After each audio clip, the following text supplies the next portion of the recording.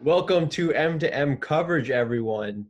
Today, we're going to use this segment to introduce our guest NBA analyst who will be helping us out with some predictions for these NBA bubble playoffs. Now, you may know him as NBA Rumors and News, a famous news account that has 60K followers on Instagram. You may know him as the guy who got into a comment fight with KD. Well, here we have him in person. Gabe Pickup. What's up, man? Hi. Hi. Thank you so much for having me. It's an honor. Yeah, and first, can you just tell everyone about your comment fight with KD? You actually got into this guy's DMs? Yeah. So I'm a Knicks fan, and I've been going through enough pain these past like 5, 6 years when I started watching basketball. And when KD didn't sign with New York, he signed with the wrong New York team, of course, in my opinion. And then that was already enough pain. But then he had some choice words for the Knicks, kind of out of nowhere. He called them not cool anymore. And Brooklyn it's a cool place to play for, but he said that the Knicks aren't cool anymore, and it kind of was unwarranted. And as a Knicks fan, analysts aside, personally that kind of ticked me off. So I DM'd him, not even expecting a response, just kind of venting in a way about my Knicks struggles. But I was like, how can you call the Knicks cool? Like what you did to going to Golden State wasn't cool, and then leaving because of Draymond wasn't cool.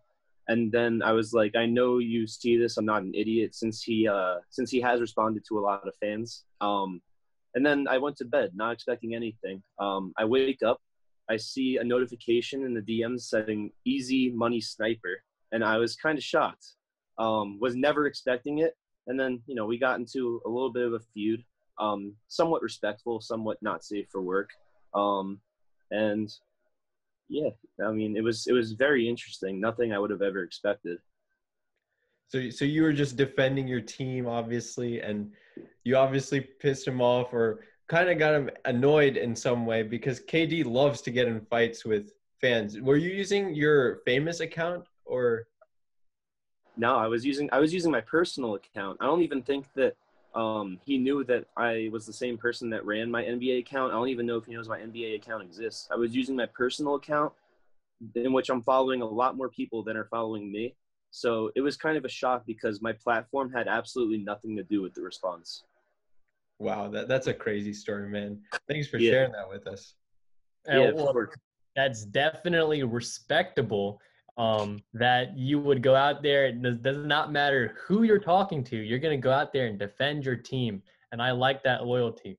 Just And talking a little bit about your Instagram page, your NBA page. So you mentioned a little bit before we went live about the amount of commitment that goes into it. Can you just give us a little experience, little story about how you started up your NBA page and what drives you to keep going?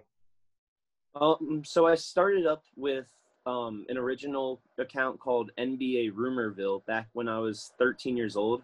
I just started watching basketball like a year or two prior, and I've always been really into sports since I was probably like 7 or 8. I started with baseball, and then kind of lost interest in baseball. Started getting interested in football. Lost interest in football, and then the first game I ever watched was when the Heat were on that 27-game win streak, and it was the first game they lost since 28 games prior. Was the first game that I saw, and the way that the ball was moving, the way that shots were going in, the high action got me really interested in basketball.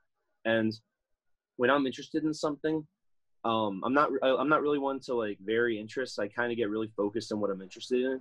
So I started really doing a lot of research and enjoying basketball, and it made me think that I should do something productive with it. So I started my NBA account originally called NBA Rumorville back when I was 13 years old, and I wasn't getting all the news on time. I had a lot of rookie mistakes per se because I was just a kid, didn't really know everything I know now.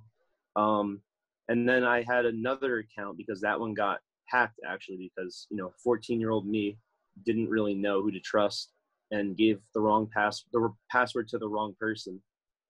So in 2014 or 15, I started up my new account, and the amount of work that I've been putting into it, it really has been a lot. people don't realize because it's just posting on Instagram. You can do that sitting on the couch. You can do that anytime. But the fact that you have to do it multiple times a day usually, especially during free agency, you have to look at it. You have to post something probably 3 or 4 times an hour, which can get a little anxious. So, yeah, it's been a lot of work, but I've had a lot of help from my co-owner, Ryan Miglio. Got to give him a shout out because I founded the account, but a year or 2 in, he came on board, and he really helped because he did a lot of the free agency stuff. He broke the news about KD going to Golden State. He broke the news about LeBron going to the Lakers. So I got to give him a shout. But yeah, it's been a grind, but I'm really happy to be doing this. Well, definitely kudos to you because, I get a lot of my NBA and NFL news through social media, and it's an account like yours that keeps fans all across the world informed. Thank you. I appreciate it. We got our very own M2M Adam Schefter over here. Yeah. I'm in a fraternity called Theta Chi. Shout out Theta Chi. My big gave me the nickname Wojbomb because I like to report a lot of news. So #Wojbomb. Okay, we got Western Conference now. This conference is stacked all around. I'd say 1 through 5 or 6 seeds all have a decent chance at even getting out of the West. But we all want to see that Lakers-Clippers matchup. So let's begin with the Clippers and the Mavs at the 2 and 7 spot. Gabe, who you got and how many games? You're not going to believe this. I was really, really tempted to say the Mavs could upset just because of how Luka Doncic, the Wonder Boy, has been playing and how KP has looked better than he ever has. But I still got to go with the Clippers in 6. Ultimately, they're just a much better team. They're a lot more balanced offensively. They have a lot more versatile defenders. They can pretty much switch anyone onto Luka Doncic and have it be a competitive matchup. Porzingis can be kind of an issue in this series, but I just think the Clippers have too many star players. I got to go with them in 6. Geoffrey? Yeah, I agree with him. I think the Clippers are going to win in 6 because Clippers are one of the best teams in the league. They have great bench depth. They have great starters. And Mavs have been good. They've been great offensively. But, I don't think there's any team that can beat this Clippers team right now.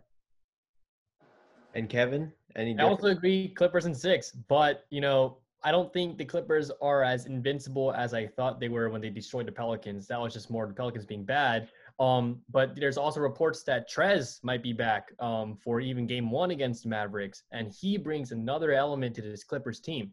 And also Porzingis is a liability on those pick and roll on the defense. And we all know Paul George and Kawhi can set up those pick and rolls. So it really is up to it. Can Luka Doncic get through the stifling defense of the Los Angeles Clippers? And I say no.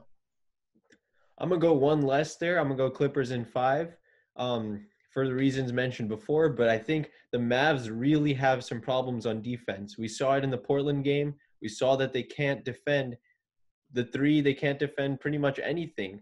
And the Clippers bring that element of physicality. They got a deep bench. And I think they'll finish it off quicker than what you guys say. But Clippers in 5. Okay, Nuggets and Jazz. I think this one's pretty one-sided. A lot of people agree on this one. Gabe.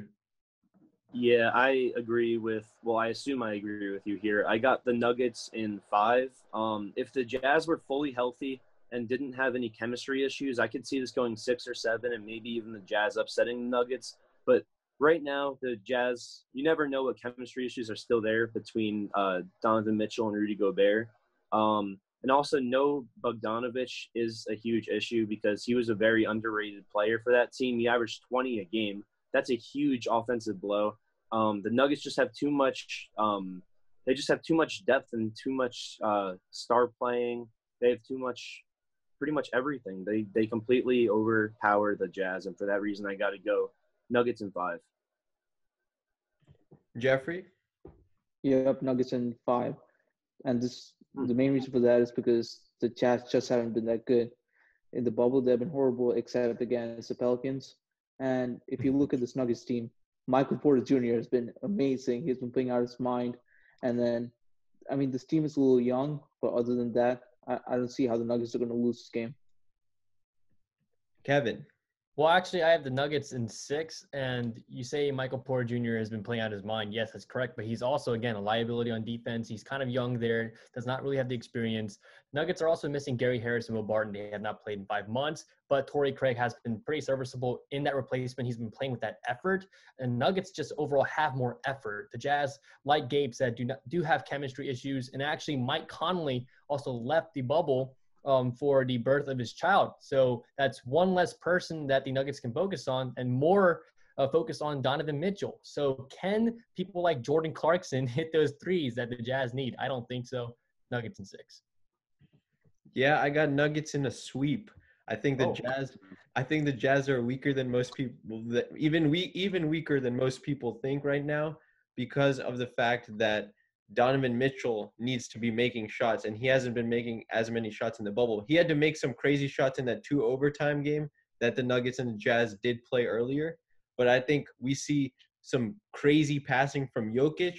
I think Jamal Murray and Michael Porter Jr. both go off in separate games, and the Nuggets will put this away and hopefully have some time to rest up for that matchup that I'm predicting against the Clippers.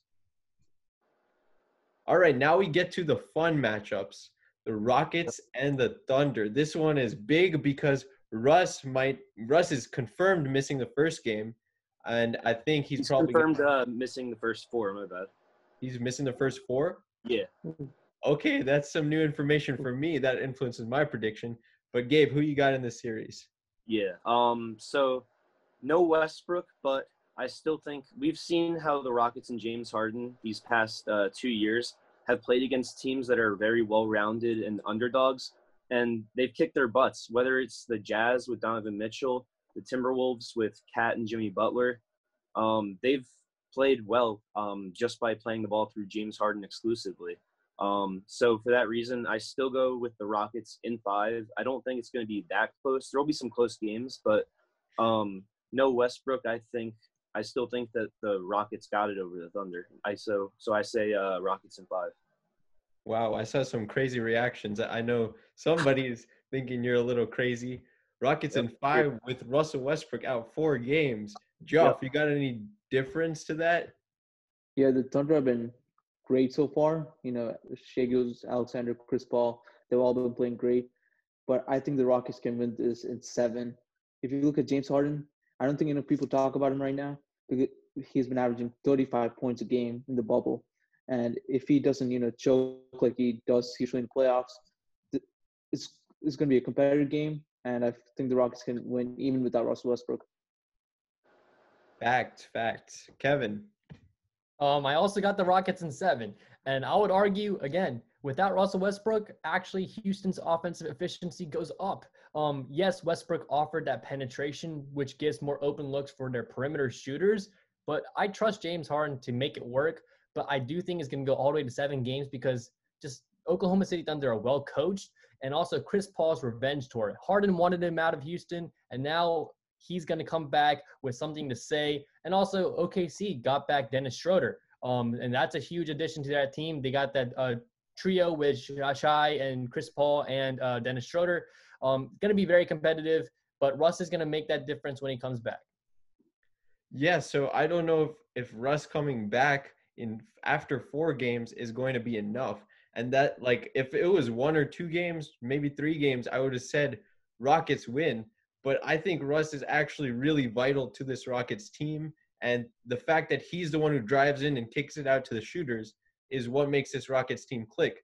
So that's why I'm going to be taking the Thunder in 6 games. Thunder in 6 games. Okay, wow. I think Steven Adams is a matchup nightmare for the Rockets. And I think that Steven Adams and CP3 are going to have some good pick and roll action that the Rockets might not be able to defend. James Harden might play too many minutes. We've seen him not necessarily make all of his shots in the playoffs. So let me go Thunder. Let me ask you one question before we go to the next one. Can Steven Adams defend James Harden off the switch? Probably not. I don't think anyone can guard James Harden. Right there. James Harden's definitely going to get his numbers, but I just think CP3 is going to play extra motivated, like Kevin mentioned. Okay. Yeah, let's move on to this final matchup. Lakers, Blazers. Gabe, who we got? All right. So, the Blazers have been a great story in the bubble. Damian Lillard has been absolutely historical, and Gary Trent has been playing really well. Carmelo Anthony's been playing really well. CJ McCollum's been very clutch for them. Nurkic just had one of his best games in recent memory. But I still got to go with the Lakers in 6. I do say that the Blazers keep it competitive the whole way through. That's why I have them getting 2 games. But LeBron James, as iffy as he's been in the bubble, I still think he's just got too much experience, too much star power to let the Blazers get in the way of them. AD is going to be a beast when Hassan Whiteside is not on the floor, because I don't think Nurkic is going to be really much of a factor against AD's offense. And I think that J.R. Smith and Deion Waiters also provide good bench scoring. They didn't really have that too much in the regular season prior to the bubble. They've kind of got a little more bench depth now. So I say the Lakers in 6. I do think the Blazers will keep it close, but I got to go with LeBron here. Mm-hmm. You're definitely right about Lakers and playoff experience. Geoffrey? Yeah, the Blazers have been great, and the Lakers haven't looked that good. But I still think that the Lakers can win in 6 because, first of all, playoff LeBron's going to be activated. And AD has played the Trailblazers before, and he has destroyed them before. So I think that AD's going to have a great game. I still think the Trailblazers can steal 2 games because of Damian Lillard and how he's been playing. But I don't see them beating the Lakers. I think it's too tough for us to pick against the Lakers just because of all that experience. Kevin, do you have anything different? No, not really, except I have a change in games. I have Lakers in 7, actually. And Geoffrey says that AD has destroyed the Blazers in the playoffs, but I'm going to credit Jrue Holiday more than AD. But anyways, going back to this matchup. This is the primetime matchup everyone's talking about. There's so much upset talk. But ultimately, I don't think anyone on the Blazers can guard playoff Braun. Let's say they double team Braun. Then the Lakers can just put AD at the 5, and literally no one can guard AD. So, and also the Blazers defense has just been terrible collectively.